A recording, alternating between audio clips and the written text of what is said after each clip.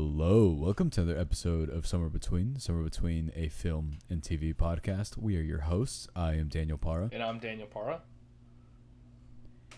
And I'm just kidding, guys. It's me, Erwin. I had no idea. You had no idea. You were talking to yourself. Do you remember the... darn it. You told me to stop bringing the show up. Do you remember when I think you should leave? Oh my god. He's wearing the hat and the Please glasses, stop. and he's like, you're like a whole new guy with the hat and the glasses.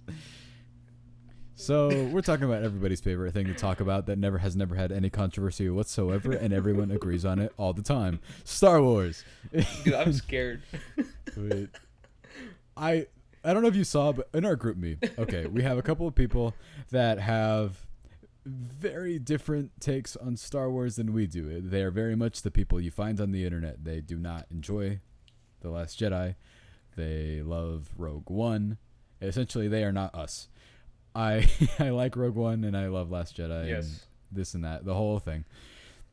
So this morning, I texted our group chat. I was like, hey, what's the general feeling on Kenobi here?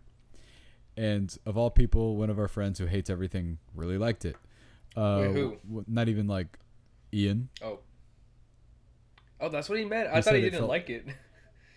No, he said it felt very old school Star Wars, and that's why I said, I agree with you heavily. The last few episodes especially are very like old school in their kind of storytelling approach to me, pretty much, especially that last episode, which we'll dive into.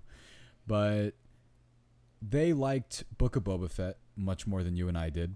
We've talked about that one at length. I like it overall, but it's such a kind of nothing show without those Mandalorian episodes. And I really can only think of, if I were to watch that show again, what would I watch? Probably just those 2 episodes, honestly. And here, it's really interesting. This show being announced, existing. I love Ewan McGregor. I love Revenge of the Sith. Attack of the Clones I've always had very odd feelings about. I think that's another, not that ratings mean anything, but I gave it 3 stars on Letterboxd, and I'm going to stick with that because I really just don't. You ever watch a movie and you don't know what you think of it? And you've seen it dozens of times even, and you're just, maybe it's because you grew up with it. It's one of those, you know. Oh, yeah. I saw that Grown movie Ups. so much. Yeah. Oh, yeah. The classic space opera, Grown Ups, and 2. Did you see it when I gave it on Letterboxd? No. Oh, my God. We never reviewed Hustle. We should do that at some point. Totally opposite of this, kind of. But I love that movie. Yes. One of the best movies of the year. Watch that. It's unbelievably good. Maybe we did review it. I don't remember. Yeah, we can later on. And yeah, I'm sure we'll have something whenever we do Elvis, the Black Phone, and that. Oh, yeah. We could probably do an episode. Anyway, back to this. Them announcing it, I wasn't hesitant so much as I kind of thought, all right, I wasn't burned by Book of Boba Fett or anything. Was it passable? Yeah. Is Star Wars capable of so much better? Yes. And I don't know. I just think like any type of world where it's just fantasy based and sci-fi, it's honestly limitless. And Star Wars, yeah, that's another. Oh. No, go ahead. Oh yeah. I was just gonna say, like, just in that vast like world that you can just literally say any type of story and any type of like science is in your favor. And so what really matters is just how you carry those characters and how your story as well can like be successful in terms of like making any type of show or like movie. Yeah. No, for example, the Taika Waititi Star Wars movie coming out. That article where he said this universe needs to feel like a universe. I have no interest in telling you about Chewbacca's grandmother. It was just like literally what he said. I was like, that's a perfect point. I don't see why. It's kind of why episode 9 I have my issues with, where making Rey related to somebody forever, I think, but kind of betrays that idea of what she is in the first place. Yes. And overall, I have my issues with that movie. I definitely don't dislike it as much as most other people. I was like, I mean, Kylo Ren has an incredible arc in it, so I get that out of it. Mm-hmm. But point is, Star Wars overall has always been kind of, one is going to be better than the other. The next one will, chances are, it'll be great. It's very a roll of the dice. That DC does this too. And maybe since Star Wars was hailed as such a big thing for so long, people aren't used to that. But I think reflective on this is the original three are considered essentially a perfect trilogy. Even if Return of the Jedi, me personally, I have a couple problems with some of the stuff in the final movie. Is it amazing still? Oh yeah. Spider-Man. But the two. And Electric Boogaloo. I was gonna say it, but then I debated, and then I didn't, and then you. So you had a whole conversation in your head for 1 millisecond of not to say that, but I that's did. That's why I didn't speak. That's why I didn't speak for a second, and I was like, huh. In my head, I'm Saul Goodman, and I'm just like, Your Honor, we shall not be saying that. Your Honor, Better Call Saul is so good. Are you talking to yourself in your head? Watch. I was actually, dude. Legitimately, I'm really lucky. I guess you're lucky, although you would have been pissed at me if I did this. I don't know if you follow the Better Call Saul Instagram account. I do not. Okay, don't. Because there's a clip that they do this thing that a lot of shows do now that I love, where they show the screenplay while the scene's playing. Oh, I love that. And the scene that they showed, it's one of the best scenes in the show, but it's from the new season. And I was like, I was actually also going to post it on something. I was like, oh, no, that would suck, huh, if I did that. Because no one fucking watches it. I don't think no one. Except for you. Yeah, I'm like, you're like the only other person I know that is watching Better Call Saul. I don't understand how you can be a Breaking Bad fan and not watch this show or watch that show. And not think that show's just as good. Yes. As, yeah, it's absurd. It was like, it's just an extension of that. But earlier on, I don't know. That show's unbelievable. Anyway, back to the one that we're actually talking about. I was looking forward to this. I did like the trailer that they released. I don't really have any issue with. There's Star Wars fans are so picky. They're so picky. Like the Grand Inquisitor in this, there was a controversy about his design and that alone. They didn't love the live action version of it compared to in Rebels, and then this show is weekly. If as a whole, I was like, yeah, okay, maybe I don't know if this is a criticism or a positive or whatever, but I was like, you can definitely tell this was supposed to be a movie before it was supposed to be a miniseries. It just feels you can tell way. yeah, because that was their original idea. And as a whole, we're gonna get into this. At first, I think I told you while it was going on, I was like, I really like it. Something is kind of not there for me to make me love it. And then by the final few episodes, I was like, I love this show. And then the final episode, I was like, I really, really love this show. The final episode, it was such a, to me, kind of perfect hour of Star Wars storytelling, in that the show at first felt even just, I don't know what it is about. Maybe it's because it was on a cheaper budget and they're on the volume, the stuff that they use for The Mandalorian. But The Mandalorian always looks incredible. It always looks like a movie. This kind of reminded me at points that it was on a TV show budget, which is fine. I mean, it's not going to have all the money in the world behind it. Although I guess maybe it does because, Disney. So I don't know what the correlation is there. I don't work for Disney, but I could say yes. Yeah.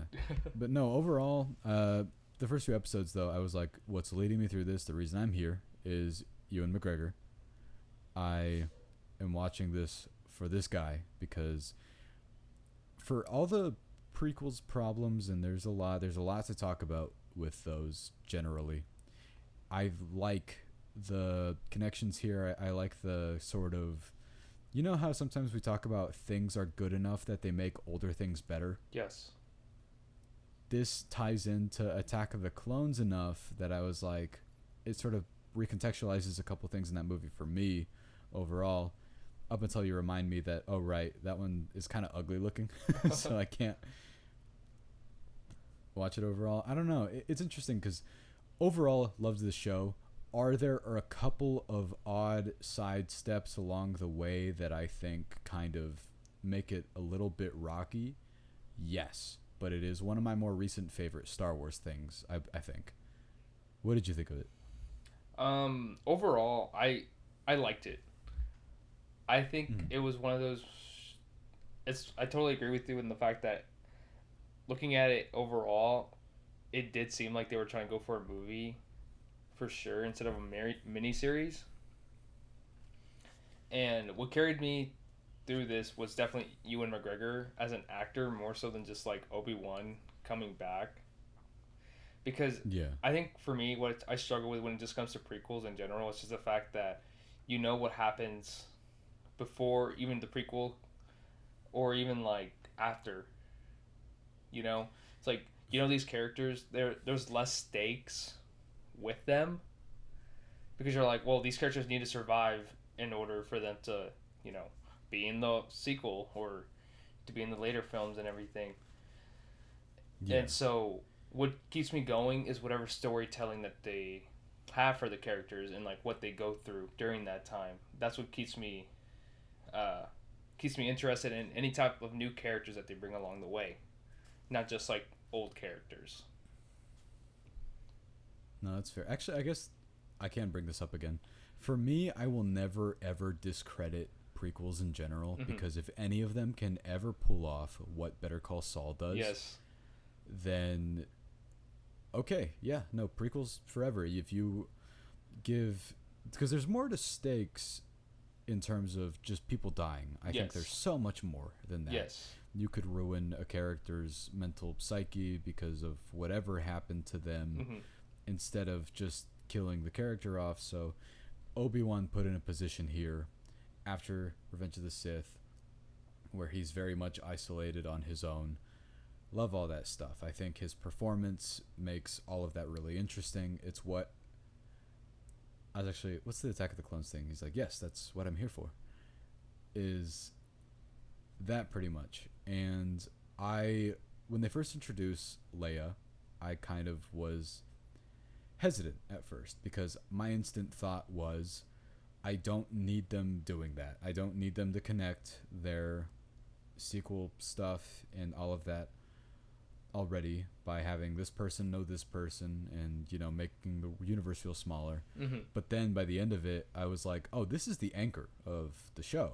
This is why he gets back to being kind of the way he is overall. Yes. Just as, and we talk about how, so I ended up really liking that. We talk about how with Clone Wars, which I haven't finished, and I haven't even got to the part that everyone says is incredible, the Jedi were wrong.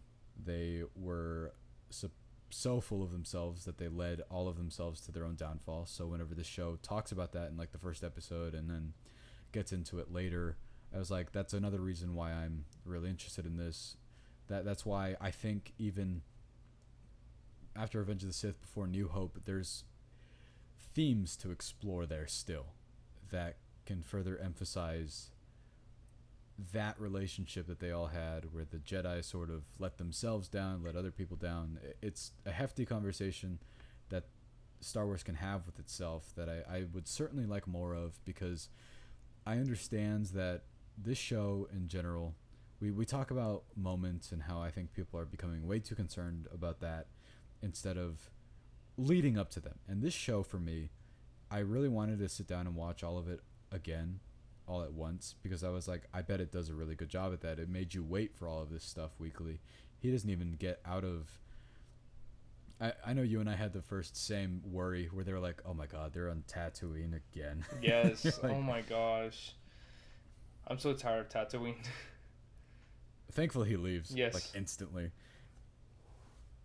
But yeah, no, I mean, it was interesting just per episode that I would have just an occasional issue with something, but then it would end up sort of resolving itself later. But that's also kind of how storytelling works. It's why I think we can introduce what I know you wanted to talk about. What do you mean by fair and unfair criticism? It's a term you expressed to me. Oh, okay. Well, I talk about it where when people, I guess when people are expressing their own opinions about certain things, right?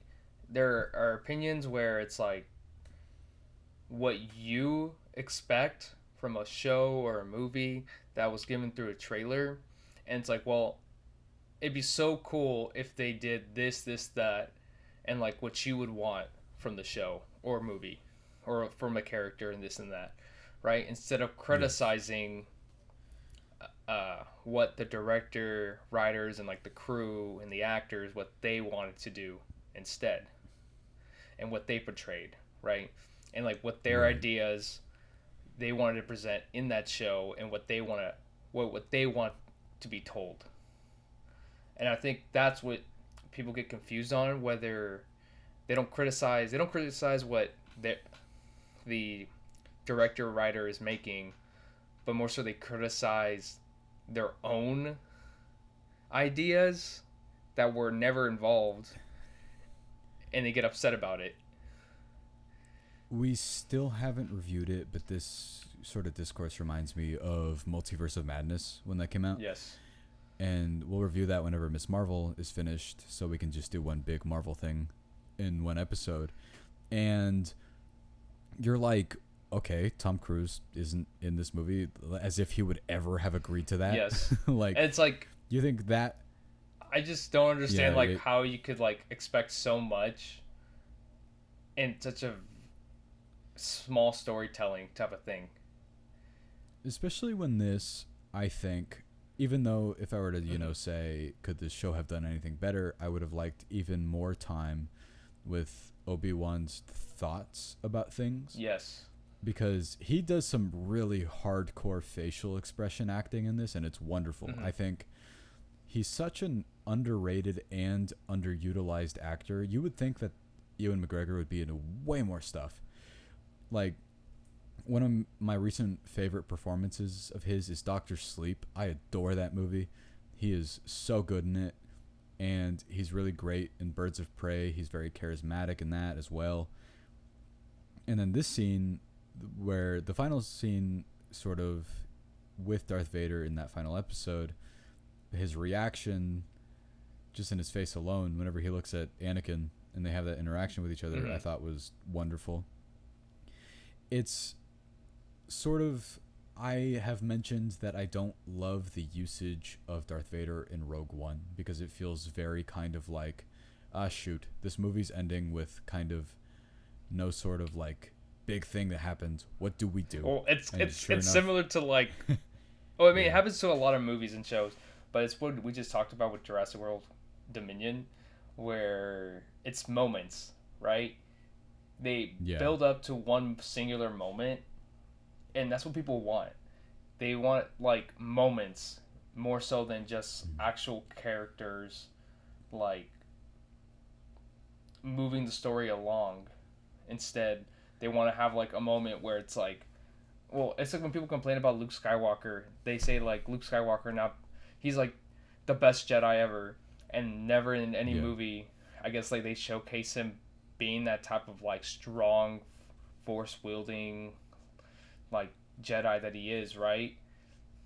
But, right. but it's just like in terms of like watching the movie, it's like, yeah, it'd be cool and all to see like, I guess Luke, bring down a whole ship and all this and that. But I'm like, that's a cool moment. But when I think of Luke, I don't think about that. I think more so just like his development through like how he first started out in the first Star Wars movie throughout Return of the Jedi. It's so odd to me because, getting into a few different things, Star Wars in general Mm-hmm. is so much about themes and ideas and the driving force behind these themes and ideas, especially when the Jedi are so insistent on being pacifist that they make because they're supposed to be protectors. They even say it again Mm-hmm. in this, where there's that prequel flashback where he was like, you're not supposed to, the goal is not to defeat the enemy, the goal is to protect others.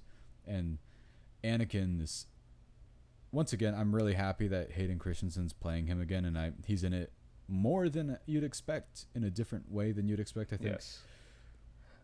Which I thought was I great, especially because he I don't know. gets to give a good performance here. Yes, I agree, but I'm just like, even Mm. when they brought back Hayden Christensen, I didn't think. I don't know. I didn't.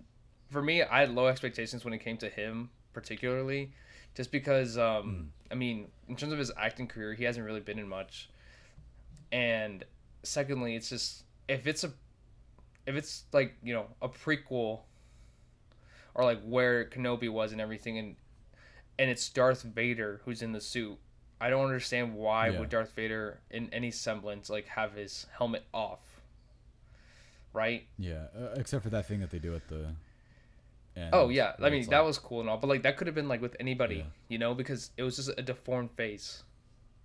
yeah. And so I that, and don't. it's like that flashback with Attack of the Clones and everything. That was cool and all, but I wouldn't want a whole episode of flashback because then at the end I could argue, or that's just a filler episode. Yeah, no, certainly not. I told you, I was like, if anything, what I want more out of the show that they're presenting to me is Obi-Wan and Anakin's past relationship that they have with each other, and Yes. then that ends up becoming one of the driving forces of the entire show. Hmm. I was like, yes, that is what I am here for. But also, Darth Vader is one of the best villains ever, and I love the character of Anakin and their relationship with each other. But if you give me that one trope where it's like the former best friend slash brothers turned enemies, I'm like, that's one of my favorites. I was like, I don't know, there's just something about it. And then like, so whenever they fight with each other, that fight actually has meaning, instead of like in Rogue One when Darth Vader shows up and he's like, yes, I'm cool and I'm murdering everybody in this room because I'm cool. Yes. Here it's like there's an actual sort of, There's weight behind it. there's a weight behind it. Yes, and that's what makes the action so necessary. It's sort of what I think Star Wars straight up forgot for a little bit, aside from The Mandalorian. I'm not counting The Mandalorian because that show knows what it's doing at all times to me. And like with Rise of Skywalker, like sure, the lightsaber fights, they're fun enough, but here I'm like, yes, it's more about kind of, that's why the song is called Duel of the Fates. It's why I can't remember the name of the one in Revenge of the Sith, but it just drives home that you're like, these are about ideals. They're fighting for something, pretty much. It's not just there to be flashy and cool. Yes. And of course it is on an entertainment value, but there's more to Star Wars in general than that. And I think that the people that go to these movies sometimes, they get so hooked up on the comics and the legends that are pretty much just like, oh, I am badass guy that is here just to be really cool, like Starkiller in Force Unleashed or something, or Revan in Knights of the Old Republic. You're just like, yes, I get it, they're cool to you, but what are they in, and why, in terms of Star Wars in general? Because that's why Last Jedi I still think is my favorite one. It is so weighty in about like what Luke, the Jedi, mean to him, what they got wrong, the fact that this character arc and Obi-Wan's are essentially the same, but people seem to like this more is confusing to me. But Yes, I don't understand. yeah. I I don't know. I just love when ideas conflict one another, and that's why I mean, yeah, how you just said it as well. That's why I love The Last Jedi, because it tackles that idea, and I really enjoyed that. And it just sucks how Rise of Skywalker, how it just basically blew that idea out of the way, and I'm just like, okay. And I don't know. That movie itself had a lot of problems, but with It Kenobi, does, yeah. I also just enjoyed the fact that they brought in new characters as well, and it felt like the world was expanding. Like I did Yeah, we like. haven't even talked about my like new favorite character yet. Oh yeah, My Riva, Riva. Riva. I always get Yeah. that wrong. Riva. Yeah, I loved her character. It's just, and she's like similar to what Anakin was as well. That's what I don't see a lot Yeah. of people understand, and it's just one of those things where we talked about where if it was released all at once, I'm pretty sure people would love Riva's character more, just because they knew from start to finish, right? I have okay, like I know that we're trying to avoid outside controversy and our influence Yes. and what we think of the show, but I could not stand like what people were saying about, especially considering like I mean, okay, disliking a character is one thing. Like attacking the actress via like Instagram DM or whatever, Oh, yeah. that sucks. Don't do that. Yeah, Like, that's terrible. I yeah, especially after Star Wars themselves, they even addressed it. They were like, "Hey, come on! Like you guys have done this enough." Because they did it to like Kelly Marie Tran. They did it to, and then it's funny because if you look at the Star Wars Twitter now, they're very interactive with people, and now whenever they see those comments, they're like, "Hey, shut up!" And you're like, "Good on you for like finally, making that stop." And it was silly because you know how Star Wars is very present on the internet and what people think of it. Yes. People are very vocal about this. It doesn't really matter. stuff Even in if you general. like dislike something about Star Yeah. Wars that everyone can agree on, there's always going to be someone else saying like, "Well, I disagree. I don't like the fact that Yeah. you dislike this more than I dislike it." And you're like, "What?" So And no, what was it that? Oh yeah, no. Ewan McGregor had that whole thing in the like that video he released Oh, yes. in his car where he was like, "Hey, you guys are not fans if you say this because like literally our show is about and Star Wars is about the opposite of that, like what you're doing." yes, And it was funny because it's not funny, it's stupid, but the audience score for this show on Rotten Tomatoes like plummeted after that was released because they're very reactionary. It's a lot of like you can manipulate audience scores. You're like, what is that even doing? What are you trying to like? What's that gonna do? People are gonna look at it and be like, oh, this show has 85 to 90% on Rotten Tomatoes on critics score, whatever it's at right now. I know it's really high, and then look at the audience score and be like, oh man, those audiences, they sure are right, aren't they? And be like, that means I have to hate this now. even then it's like don't I know. think at the end of the day though, it doesn't really matter audience or critic score, just because like if someone wants to watch it, they're gonna watch it, because at the end you should like Yeah. you should just form your own opinion and watch the thing before you say anything about it.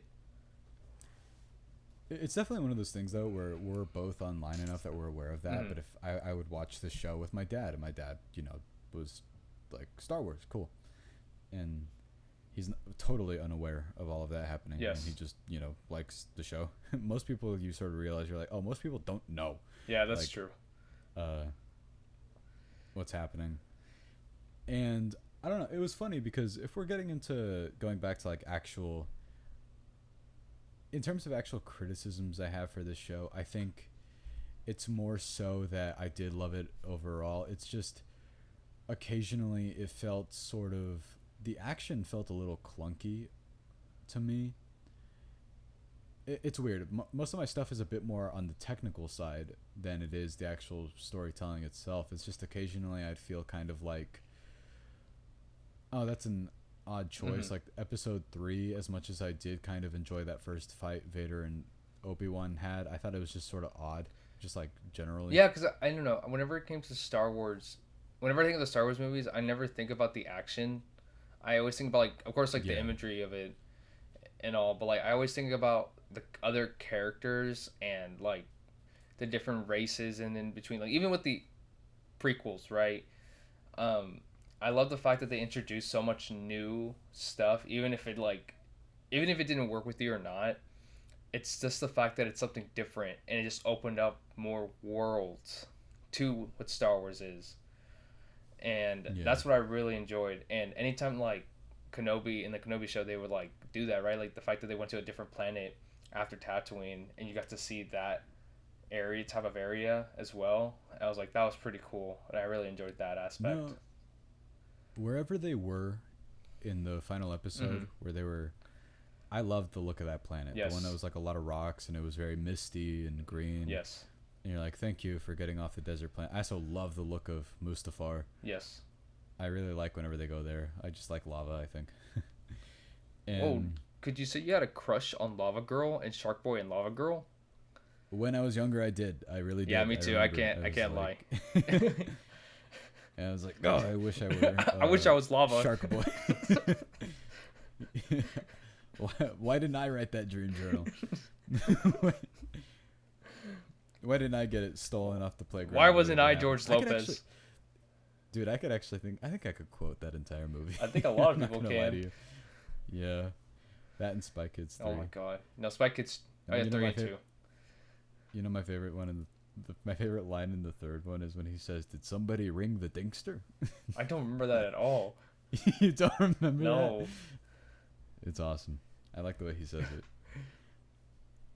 it. No, getting back to this, I also think I know it was originally written to be a movie, so that's why I know that generally, but Kumail Nanjiani, it sort of felt like I was like, did they cast this before it became a miniseries? Because I was like, if this were a movie, I'd understand him being here way more, because I felt like he wasn't in it a lot, and I don't know if you get him to do what he does in this, which is really effectively not a lot. Mm-hmm.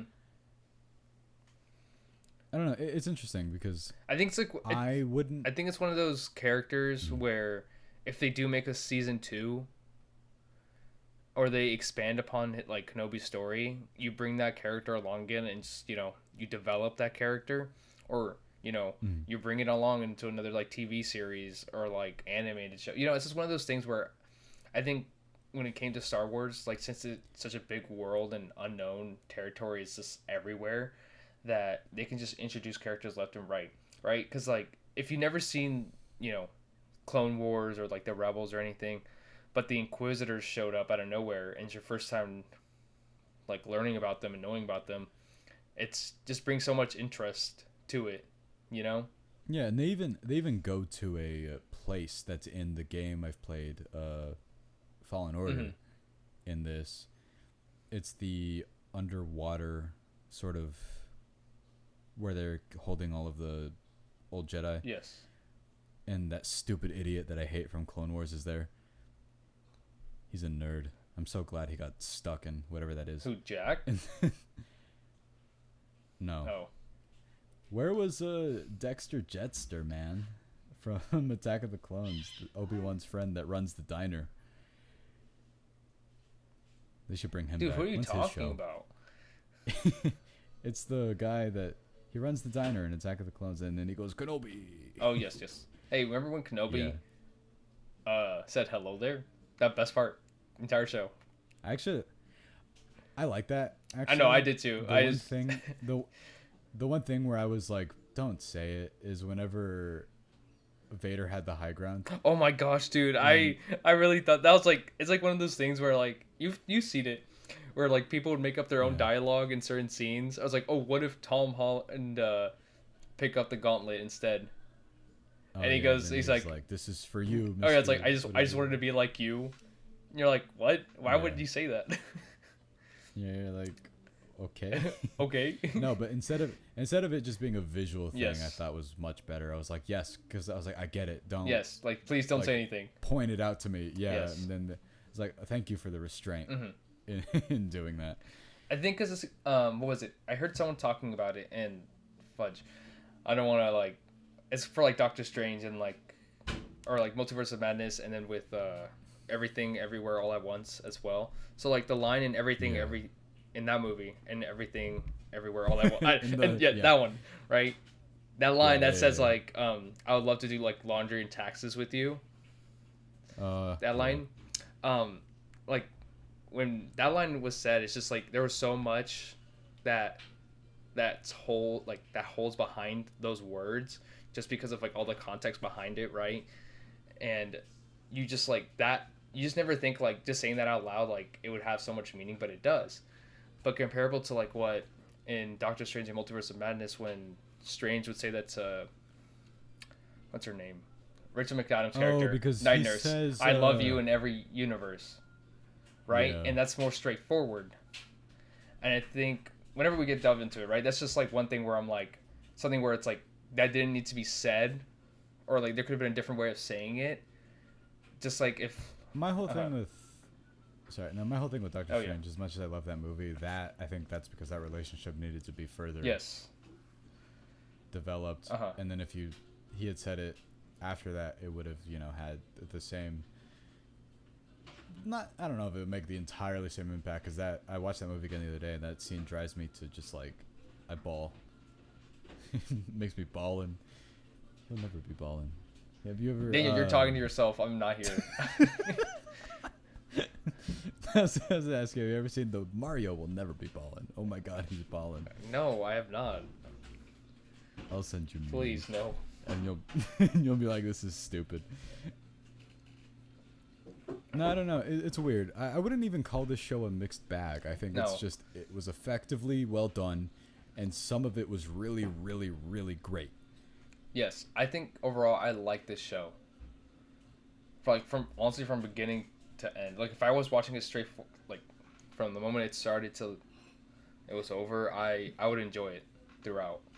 Yeah. But you could tell like for sure like if it was meant to be a movie more so than just like 6 episodes.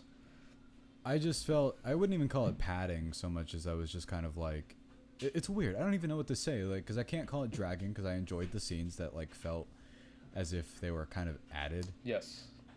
But I don't know, maybe it's just that I'm sort of thinking if Ian McGregor got to I don't know, like because he does a really great job. He's the best part of it. It's why I wouldn't even mind the season 2. Speaking of, when people were saying, how could they do a season 2? It would break canon. I'm like, you guys said that about this show whenever it was announced. I was like, whenever they bring in the Grand Inquisitor from Rebels, which I have not seen. Yes. And they stab him and kill him immediately, I was like, okay, I mean, I'll accept that. And then apparently that made people rage because people don't know how to wait. And it was like 4 weeks left from being done.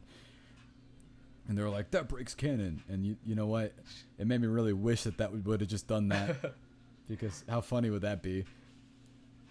Oh, man. I was like, I don't know. George Lucas would change stuff all the time. There's stuff in the prequels that don't line up with the original trilogy. He consistently does it so much.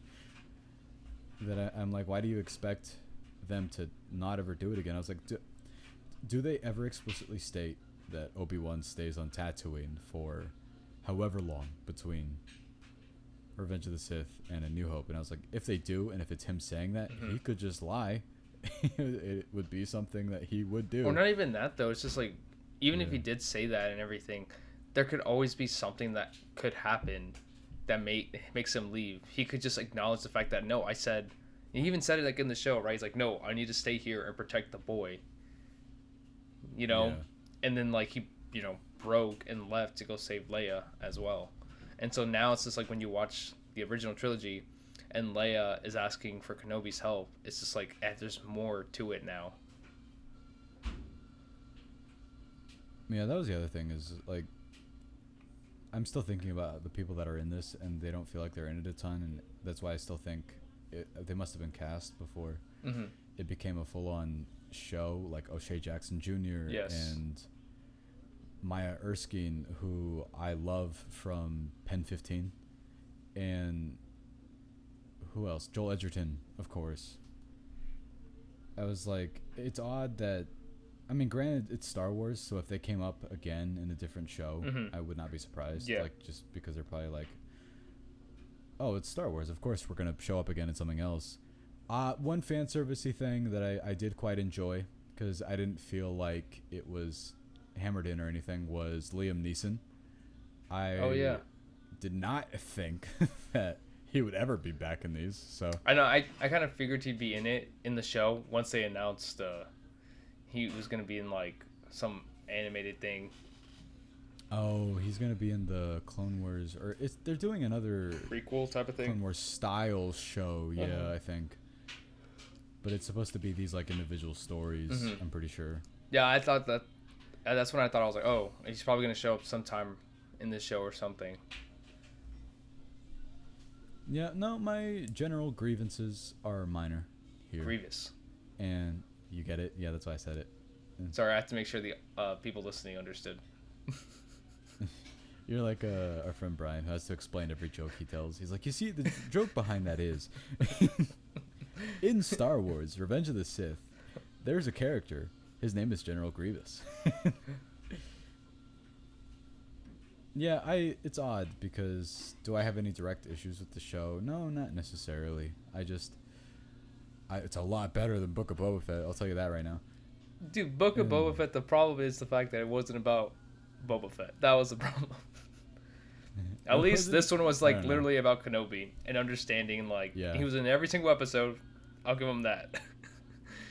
I was like, we know your personality at least. Yes. I'm still not really sure who Boba Fett is. Yes.